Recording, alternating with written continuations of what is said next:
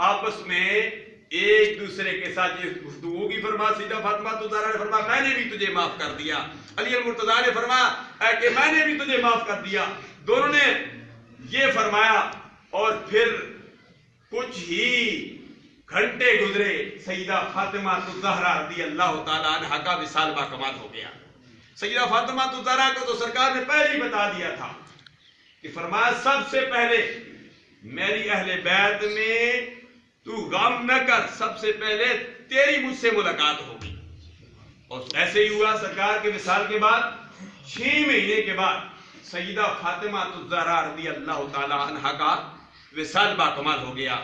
अल्लाह अल्लाह उन्हीं के मुतल्लक कुरान भी कहता है कि ये वो अल्लाह की नेक बंदी है जिनके मुतल्लक कुरान भी कहता है वल्लज़ीना यज़ीदूना लिरब्बिहिम सुज्जदन व क़ियामा, वो लोग जो रातें गुजार देते हैं अपने रब के लिए, कभी सजदे करते हैं और कभी क़ियाम करते हैं। ये है सैयदा फातिमा तुज़हरा रज़ियल्लाहु ताला अन्हा। यह उनकी मिस्दाक है कि सारी रात क़ियाम करती, सारी रात सजदे करती और सुबह उठकर फिर रोजा भी रखती। तो सरकार ने पहले ही फरमा दिया है सैयदा फातिमा तुज़हरा तूने रोजा रखा है, फरमाया अब शाम को रोजा तूने हमारे यहाँ अफ्तार करना है। तो सैयदा फातिमा तुज़हरा रज़ियल्लाहु ताला अन्हा की जिंदगी, सैयदा हज़रत अली मुर्तज़ा शेर खुदा रज़ियल्लाहु ताला अन्हु की जिंदगी, सहाबा किराम रिज़वानुल्लाह ताला अलैहिम अजमईन की जिंदगियां हमारे लिए नमूना है कि उन्होंने आपस में मियाँ बीवी ने कैसे आपस में इत्तेहाद इत्तिफाक के साथ मुज़ाहरा किया, सब्र और तहम्मुल के साथ मुज़ाहरा किया, एक दूसरे को बर्दाश्त किया।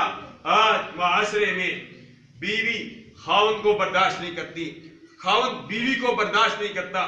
थोड़ी सी बात होती है, थोड़ी सी तलखी होती है, कहां से कहां तक बात पहुंच जाती है, यहां तक के तलाक तक नौबत आ पहुंचती है। इसलिए थोड़ी थोड़ी बातों को बर्दाश्त किया करें, तब ही ये गुजारा चलेगा।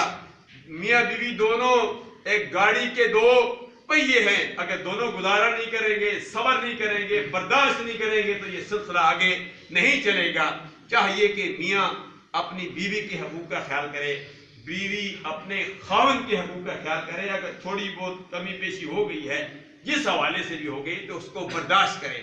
माली लिहाज से कोई कमी पेशी हो गई है, बाज़ दफा माली लिहाज से घर में हालात ठीक नहीं होते हैं, तो बीवी को भी चाहिए कि वो सब्र और तहम्मुल के साथ बर्दाश्त करे, गुजारा करे।